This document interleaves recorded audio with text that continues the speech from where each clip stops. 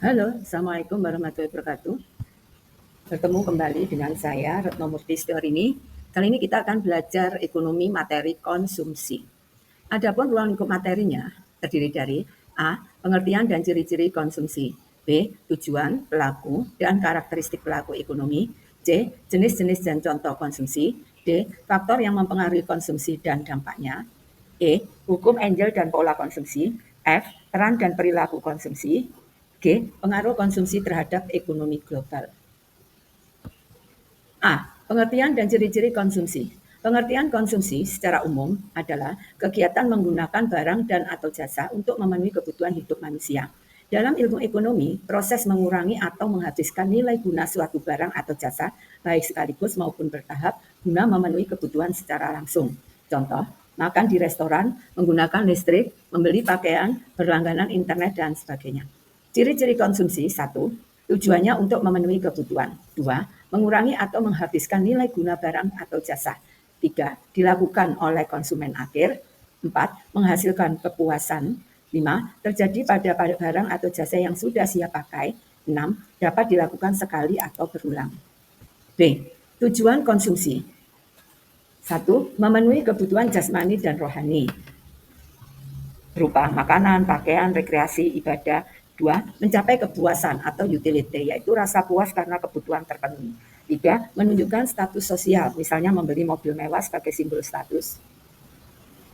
4. Investasi kualitas hidup atau membeli buku, mengikuti kursus, atau berobat.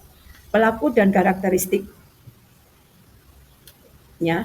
terdiri dari pelaku konsumsi, rumah tangga, perusahaan, pemerintah, dan masyarakat luar negeri. Karakteristik pelaku konsumsi: 1. Memiliki kebutuhan yang ingin dipenuhi. 2. Memiliki daya beli atau pendapatan atau sumber pembiayaan. 3. Membuat pilihan konsumsi berdasarkan selera, harga, dan ketersediaan barang atau jasa. 4. Mengalami keterbatasan sumber daya sehingga harus membuat prioritas. D. Jenis-jenis dan contoh konsumsi. 1. Jenis konsumsi berdasarkan tujuan konsumsinya dapat dilihat dari tujuan atau alasan seseorang menggunakan barang atau jasa. Terdiri dari A. Konsumsi untuk memenuhi kebutuhan, yaitu pembelian dan penggunaan barang atau jasa untuk menjaga kelangsungan hidup atau memenuhi kebutuhan primer. Contohnya, membeli beras untuk makan, membeli pakaian untuk dipakai sehari-hari, dan membayar biaya listrik untuk penerangan rumah. B. Konsumsi untuk kenikmatan atau hedonistik. Artinya, konsumsi dilakukan untuk kesenangan, hiburan, atau gengsi, bukan karena kebutuhan mendesak. Contohnya, membeli tas branded untuk gaya, berlibur ke luar negeri, dan makan di restoran mewah. 2. Jenis konsumsi berdasarkan sifat barang atau jasa yang dikonsumsi. Terdiri dari A. Konsumsi barang tidak lama, yaitu barang yang habis digunakan dalam waktu singkat. Contohnya makanan, minuman, sabun, bensin. B. Konsumsi barang tahan lama. Artinya, barang yang bisa digunakan berkali-kali dalam waktu lama. Contohnya motor, kulkas, meja, handphone. C. Konsumsi jasa. Artinya pemakaian layanan yang tidak berwujud barang fisik. Contohnya potong rambut di salon, les privat, jasa pengiriman paket. 3. Jenis konsumsi berdasarkan waktu dan frekuensinya. Terdiri dari A. Konsumsi harian, yaitu konsumsi yang dilakukan setiap hari. Contohnya sarapan pagi, membayar ongkos ojek online, minum air mineral. B. Konsumsi berkala. Artinya konsumsi yang dilakukan dalam periode tertentu atau mingguan, bulanan, tahunan. Contohnya membayar uang sewa kos per bulan, servis kendaraan tiap 6 bulan. 4. Jenis konsumsi berdasarkan kepentingan barang. Terdiri dari A. Konsumsi barang esensial atau kebutuhan pokok. Contohnya beras, air bersih, pakaian layak rumah. B. Konsumsi barang sekunder. Contohnya televisi, sepeda motor, lemari pendingin. C. Konsumsi barang tersier atau mewah. Contohnya mobil sport, jam tangan mahal. 5. Jenis konsumsi berdasarkan hubungan dengan produksi. Terdiri dari A. Konsumsi langsung, adalah barang atau jasa yang digunakan langsung untuk memenuhi kebutuhan tanpa diolah kembali. Contohnya makan buah langsung setelah dibeli. B. Konsumsi tidak langsung, yaitu barang atau jasa yang digunakan sebagai bahan untuk menghasilkan barang atau jasa lain. Contohnya tepung terigu yang digunakan untuk membuat kue di rumah. D. Faktor yang mempengaruhi konsumsi: 1. Pendapatan. 2. Harga barang dan jasa. 3. Tingkat pendidikan. 4. Jumlah keluarga. 5. Jenis kelamin. 6. Selera. 7. Adat istiadat. Dampak konsumsi ada 2, dampak positif dan dampak negatif. Dampak positif antara lain: 1. Memberikan kepuasan kepada seseorang dalam memenuhi kebutuhannya. 2. Konsumsi yang dilakukan seseorang atau masyarakat suatu negara akan menggerakkan roda perekonomian negara. 3. Memberikan keuntungan bagi para produsen. Dampak negatifnya antara lain, 1. Dapat mengakibatkan pola hidup boros pada seseorang. 2. Konsumsi yang tidak seimbang mengakibatkan ketimpangan pola konsumsi. 3. Harga-harga barang akan naik akibat dari pola konsumsi yang berlebihan. Hukum Engel dan pola konsumsi. Hukum Engel ditemukan oleh Ernest Engel, yaitu ahli statistik Jerman tahun 1857 yang meneliti hubungan antara pendapatan dengan persentase pengeluaran rumah tangga untuk berbagai kebutuhan. Bunyi hukum Engel, jika pendapatan seseorang meningkat, maka presentasi pengeluaran untuk kebutuhan pangan akan menurun, sedangkan presentasi pengeluaran untuk kebutuhan non-pangan akan meningkat. Artinya, ketika pendapatan naik, orang tetap membeli makanan, tetapi tidak secara proporsional meningkat sebanyak kenaikan pendapatan. Kelebihan pendapatan biasanya digunakan untuk kebutuhan sekunder, yaitu pakaian, transportasi, dan tersier, hiburan, barang mewah. Ilustrasi sederhana. Misalnya pendapatan keluarga meningkat. Saat pendapatan rendah, sebagian besar uang habis untuk makan. Saat pendapatan naik, pengeluaran untuk makan secara nominal naik, tapi presentasinya turun. Pengeluaran barang atau jasa non-pangan naik lebih besar. Contoh, pendapatan bulanan sebesar 2 juta, pengeluaran pangan 60%, yaitu 1.200.000 rupiah. Pengeluaran non-pangan 40%, yaitu 800.000 rupiah. Pendapatan bulanan naik menjadi 5 juta, pengeluaran pangannya 40%, atau 2 juta rupiah. Pengeluaran non-pangan 60%, atau 3 juta rupiah. Pendapatan bulanan 10 juta rupiah, pengeluaran pangan 25%, sama dengan 2.500.000 rupiah. Pengeluaran non-pangan 75%, yaitu 7.500.000 rupiah. Hukum Engel dan pola konsumsi. Tadi kita bahas hukum Engel, sekarang pola konsumsi adalah kebiasaan atau proporsi pengeluaran masyarakat untuk berbagai kebutuhan, baik pangan, sandang, papan, transportasi, pendidikan, kesehatan, hiburan, dan sebagainya. Faktor-faktor yang mempengaruhi pola konsumsi adalah 1. Pendapatan. Makin tinggi pendapatan, makin besar porsi untuk kebutuhan sekunder dan tersier. 2. Harga barang atau jasa. Kenaikan harga pangan bisa mengubah alokasi belanja ke barang atau jasa lain. 3. Gaya hidup. Mengakibatkan konsumsi bisa mengikuti tren atau status sosial. 4. Budaya dan kebiasaan, misalnya tradisi makanan tertentu, pesta adat. 5. Ketersediaan barang atau jasa mengakibatkan akses ke pasar, transportasi, atau toko modern yang mempengaruhi pilihan. Jenis pola konsumsi terdiri dari 1. Pola konsumsi sederhana, antara lain mayoritas pendapatan untuk pangan dan kebutuhan pokok. Umum pada masyarakat berpendapatan rendah, contohnya keluarga petani yang sebagian besar uangnya untuk beras, sayur, dan lauk. 2. Pola konsumsi seimbang, yaitu pendapatan terbagi antara kebutuhan pangan, sandang, papan, pendidikan, dan transportasi. Umum terjadi pada masyarakat menengah, contohnya keluarga PNS yang mengalokasikan uang untuk makan, cicilan rumah, pendidikan anak, dan transportasi. 3. Pola konsumsi mewah, porsi besar untuk barang atau jasa tersier atau liburan, barang branded, dan hiburan. Umum terjadi pada masyarakat berpendapatan tinggi, dan contohnya keluarga konglomerat yang sering liburan ke luar negeri. Peran dan perilaku konsumen.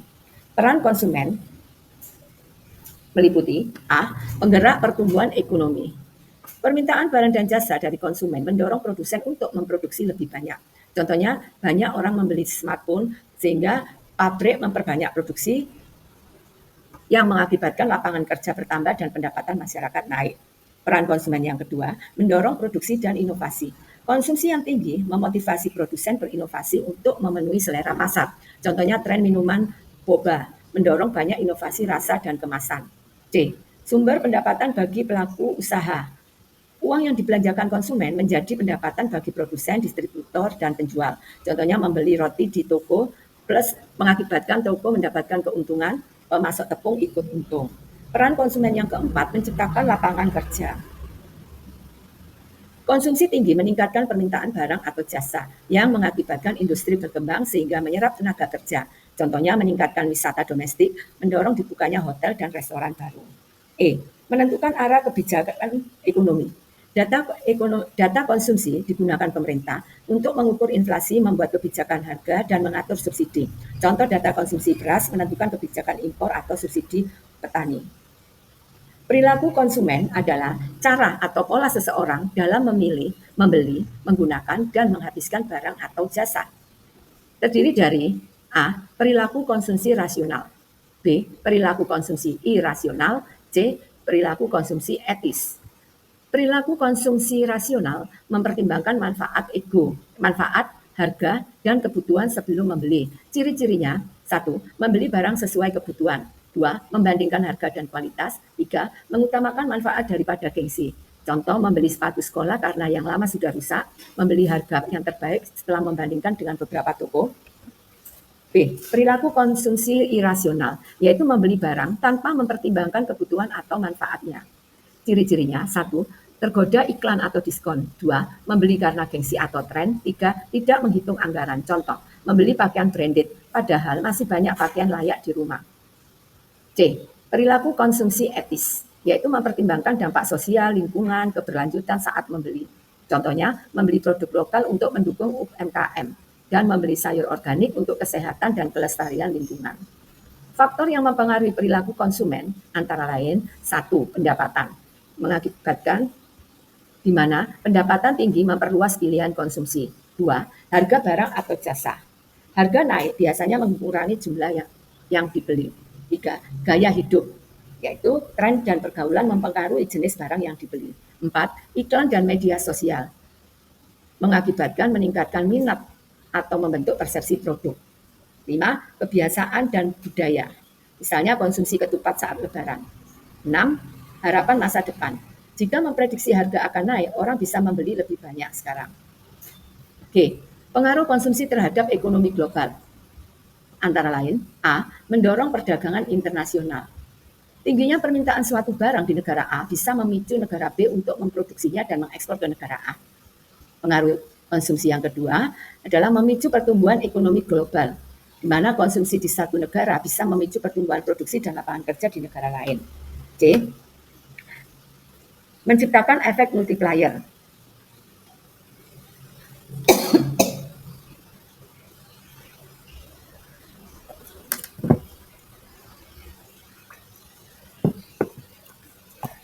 Yaitu belanja konsumen menggerakkan rantai ekonomi dari produsen, pemasok, bahan baku, transportasi hingga jasa keuangan, dan menguntungkan banyak negara dalam rantai pasok global. D. Menyebabkan perubahan pola produksi dunia, yaitu perubahan selera konsumsi global mempengaruhi industri di berbagai negara. E. Memicu persaingan global. Produsen dari berbagai negara berlomba menawarkan harga murah, kualitas baik, dan inovasi untuk menarik konsumen dunia. F. Meningkatkan integrasi ekonomi global, yaitu konsumsi barang atau jasa yang berasal dari berbagai negara membuat ekonomi dunia saling terhubung.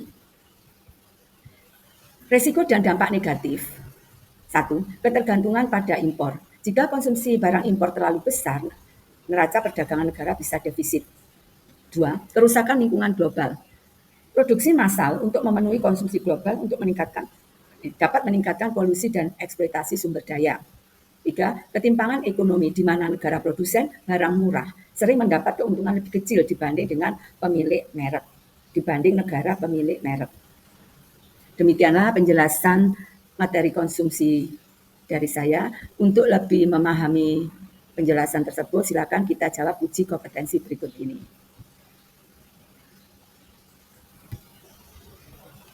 Terima kasih atas perhatiannya, dan jangan lupa tekan tombol like, subscribe, and lonceng notifikasi untuk lebih memperluas ilmu dan mendorong kami untuk lebih aktif dalam men-share ilmu atau materi ekonomi ini. Terima kasih. Wassalamualaikum warahmatullahi wabarakatuh.